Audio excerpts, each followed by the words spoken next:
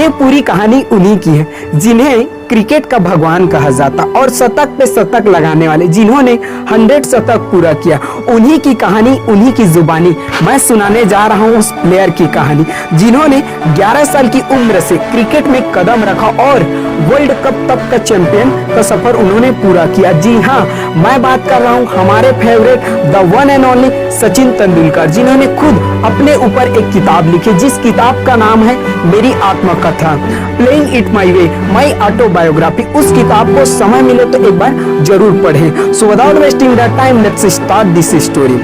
सचिन तेंदुलकर का जन्म 24 अप्रैल 1973 को एक मराठी परिवार में हुआ था, मुंबई में। और 4 भाइयों बहनों में सबसे छोटे सचिन सर ही थे। उनके 2 भाई और 1 बहन। 2 भाई का नाम है नितिन भाई और अजीत भाई तथा उनकी बहन का नाम है सविता, ठीक है ना। तो ये 4 भाइयों बहनों में सबसे छोटे सचिन सर ही थे। और उनके पिताजी जो रमेश तेंदुलकर मराठी कवि और प्रोफेसर थे तथा उनकी माताजी रजनी तेंदुलकर जो कि LIC में काम करती थी। और उनके पिताजी उन्हें हमेशा सिखाते थे कि बेटा जीवन में एक अच्छा इंसान बनना और जितना भी तू बड़े से बड़े मुकाम हासिल कर ले, डाउन टू अर्थ रहना, कभी भी अपनी सफलता पर घमंड मत करना और लोगों से अच्छा व्यवहार करना, लोगों से सम्मान करना, लोगों को प्रेम देना। और मुझे इस बात से सबसे ज़्यादा खुशी होगी कि तू एक अच्छा इंसान बन।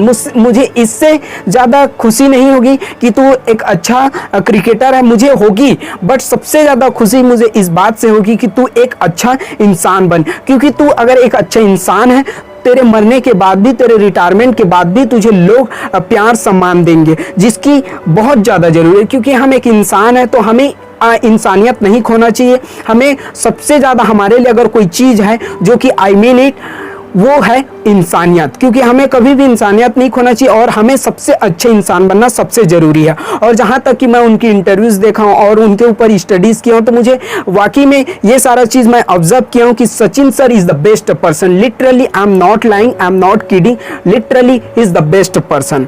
तो कहने का मतलब उस राह पर चले और अपने पिताजी की बात को मानकर इस चीज़ पर आगे बढ़ते रहे और उन्होंने इस मुकाम पर हासिल करने के बाद भी एकदम हम्बल, डाउन टू अर्थ। ठीक है, उन्हीं की कहानी को आगे बढ़ाते हैं।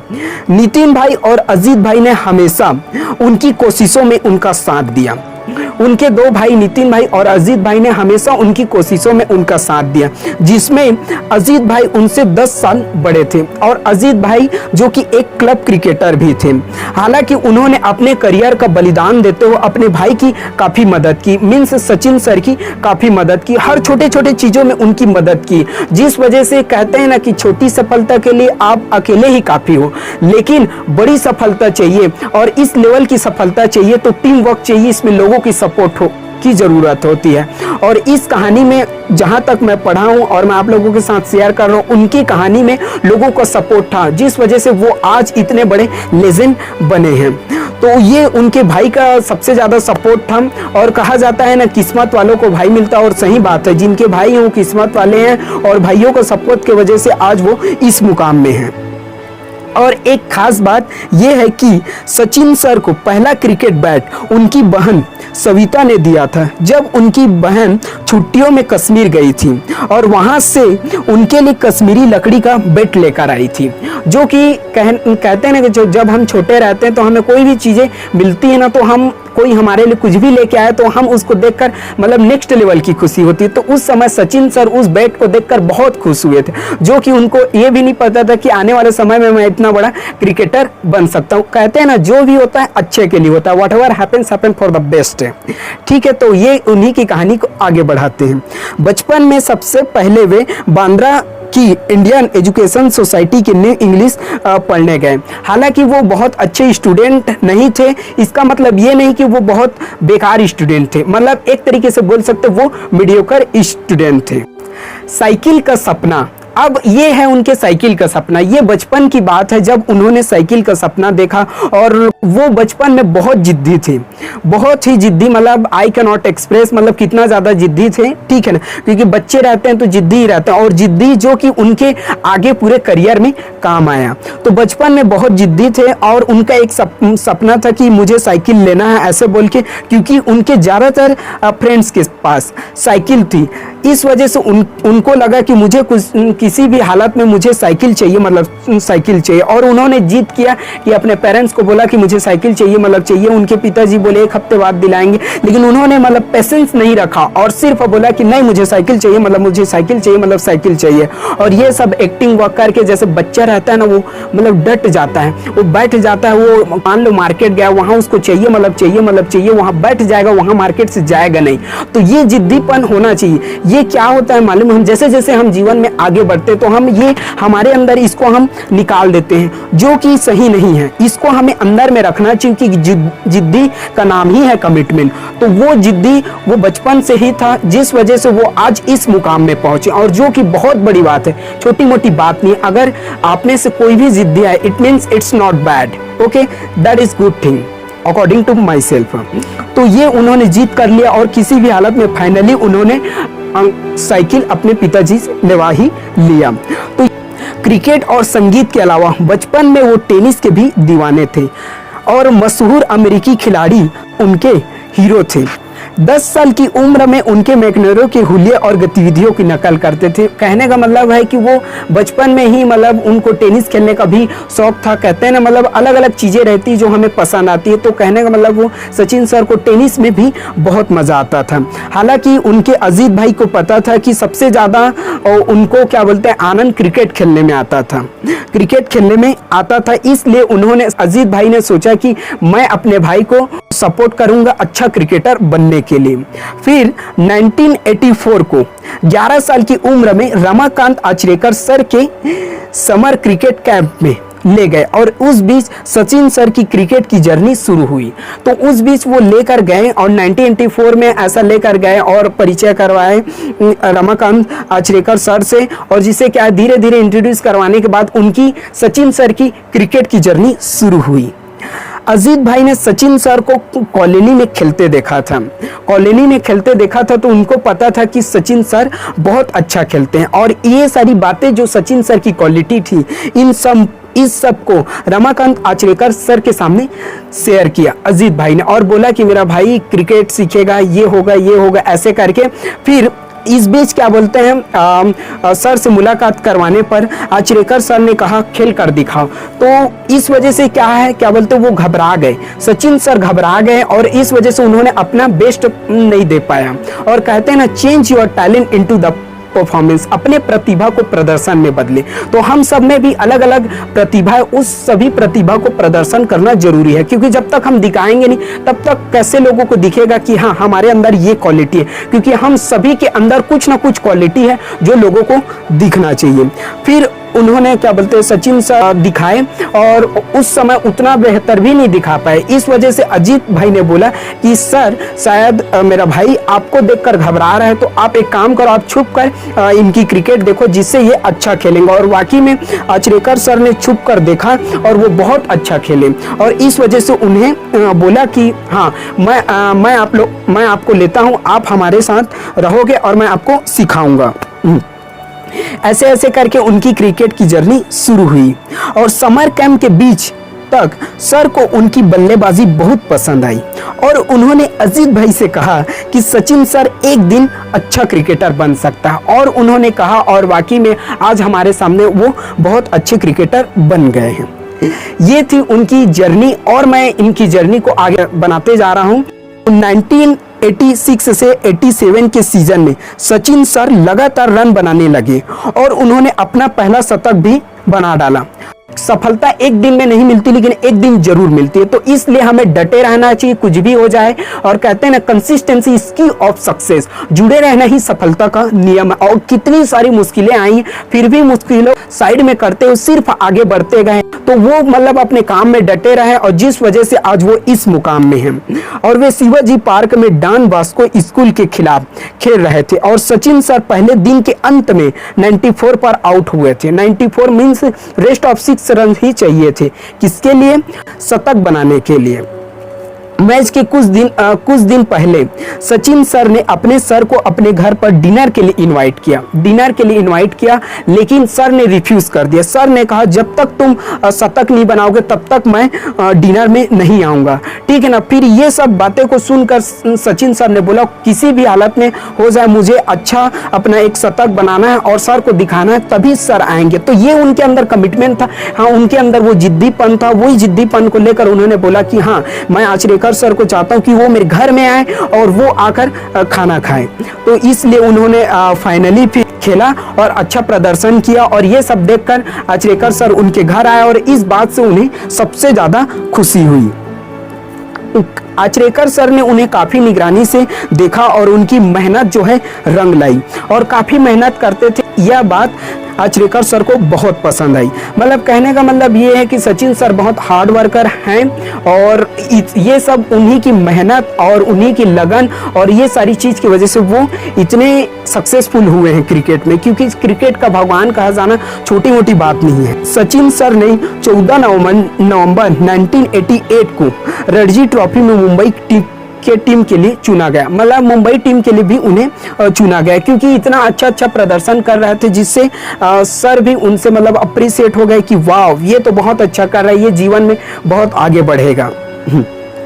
फिर अगले साल मुंबई के कप्तान दिलीप वेंगसरकर ने सीसीआई के नेट्स पर मुझे गौर से देखा। मुझे कहने का मतलब सचिन सर को गौर से देखा कि वो बहुत अच्छा प्रदर्शन कर रहे थे, जब भारत की टीम न्यूजीलैंड की टीम के खिलाफ मैच खेलने आई थी।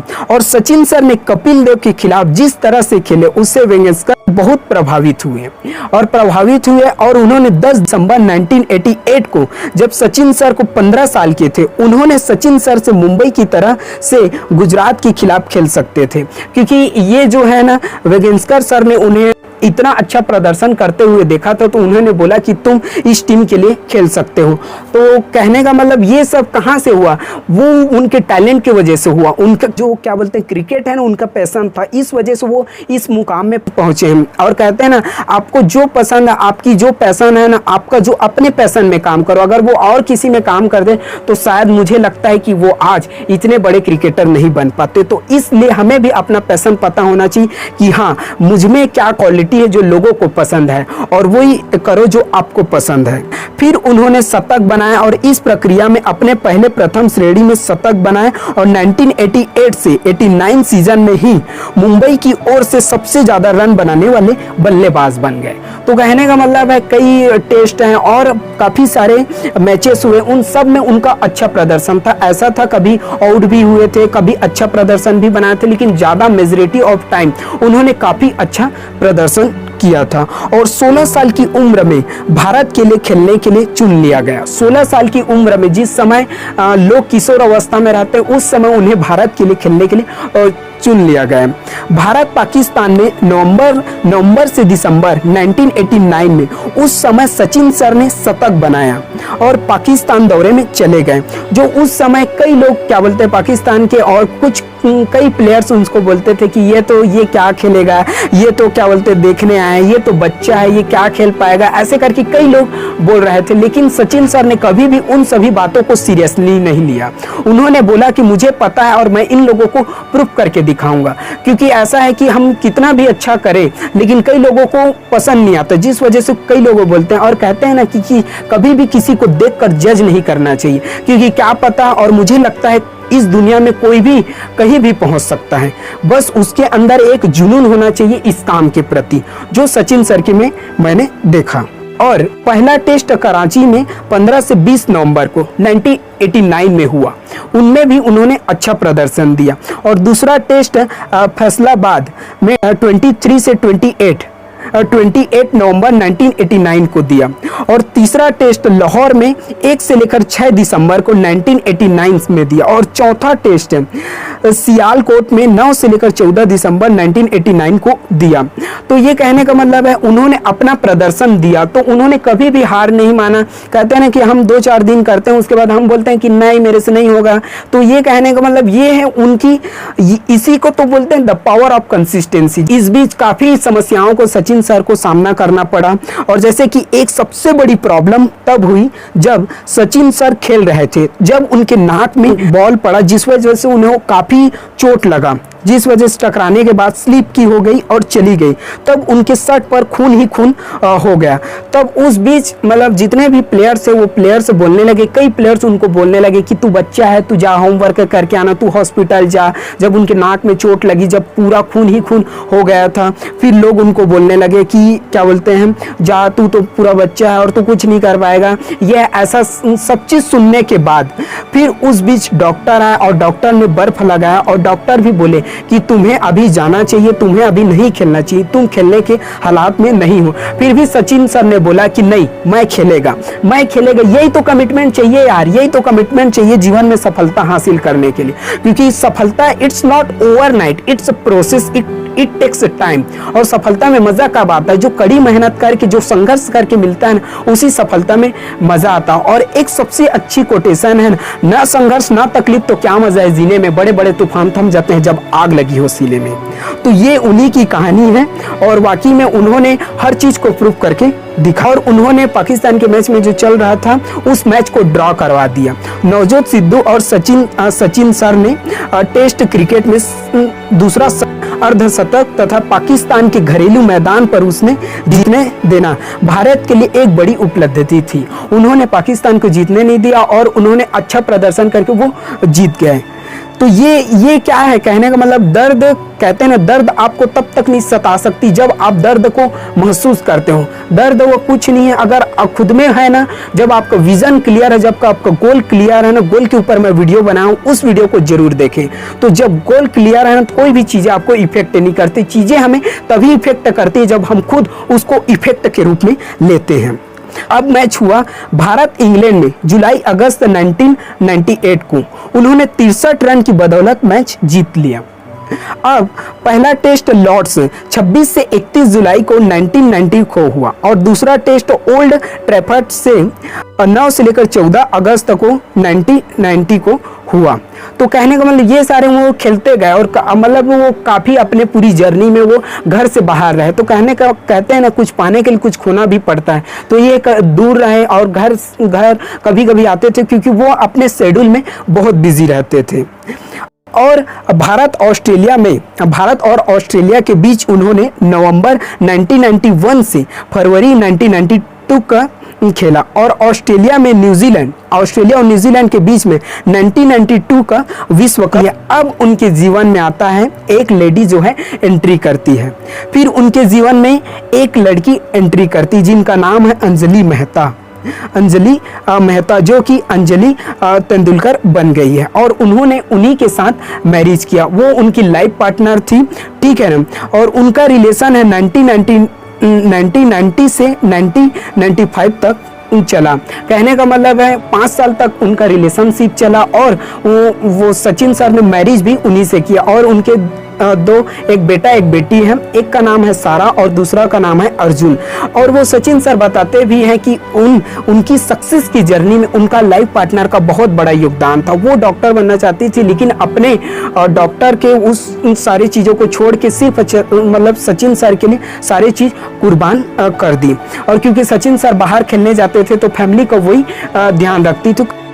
नवंबर 1993 में ईडन गार्डन में 5 देशों का हीरो कप जीतने के बाद विजय लौटे। मतलब कहने का मतलब है कि उन्होंने काफ़ी मतलब जीता है और ये चैंपियंस बने। तो कहने का मतलब मैं हमेशा इसी बात को बोलूँगा और इस वीडियो के थ्रू मैं शेयर करना चाहूँगा, इट्स नॉट ओवरनाइट। ये पूरी जर्नी है, इस जर्नी को उन्होंने जिया है जिस वजह से वो आज सफल हैं। तो कहने का मतलब हम भी अपनी सफलता की जर्नी में हमें उस जर्नी में जीना है, उस जर्नी में इंजॉय करना और उसमें अपना 100% देना है।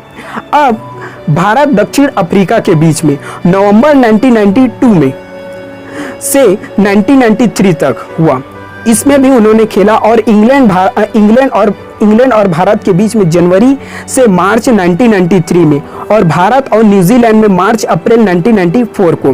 तो ये सारी चीज़ क्या है, ये उन्होंने जाकर क्रिकेट खेला। कई बार जो है आउट ऑफ इंडिया भी गए हैं, जो कि न्यूजीलैंड, अफ्रीका और पाकिस्तान। क्यों? क्योंकि कहते हैं ना, मतलब वो देश के लिए कुर्बान थे। मतलब उनका यही था कि मुझे देश के लिए करना है, मुझे देश के लिए करना है, जिस वजह से आज वो इस मुकाम में, और हम उनकी इतनी रिस्पेक्ट करते हैं क्योंकि देश के लिए करते हैं। क्योंकि कहते हैं ना, एक होता है मतलब निस्वार्थ भाव, एक होता है स्वार्थ भाव।